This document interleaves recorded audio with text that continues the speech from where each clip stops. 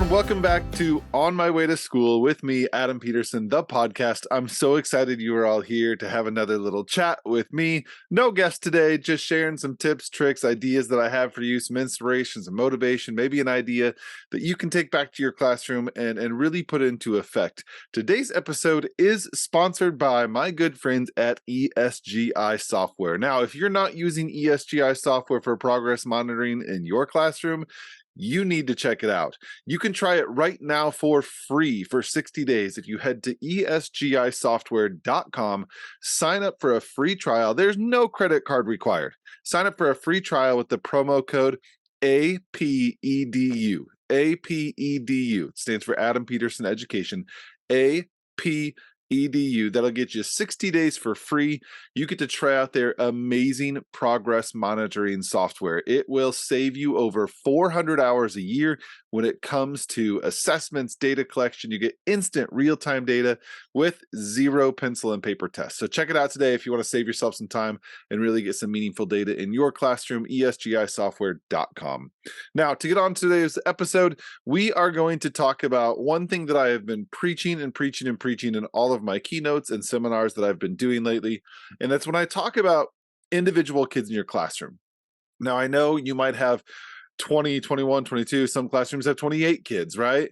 And that's one of the things that makes our jobs the hardest, class sizes, when class sizes get big, right? Now, not only for classroom management or behavior issues or things that come up throughout the day, just trying to reach every single kid, right? That can be the hardest part when our classrooms get larger in numbers as far as students go. But one of the hardest things that comes down to being a teacher is trying to figure out what I've been preaching, and that is that every single kid is good at something. Let's say that together. Every single kid is good at something. And we need to remember that. Every single kid in your classroom this year, every single day is good at something. Now, we need to remember that not every kid is going to be the best reader. Not every kid is going to be the best writer. Not every kid is going to be the best mathematician or the best artist or the best storytelling or anything that you have that you put before these kids. Right now, I know that there are so many goals that we have to put in place for these students, right? We are being evaluated as teachers. We have all these things that these kids have to reach by the end of the school year, all these standards that they have to meet. But we have to remember that regardless of the goals we put forth for these kids, every kid is going to reach those goals in a different way.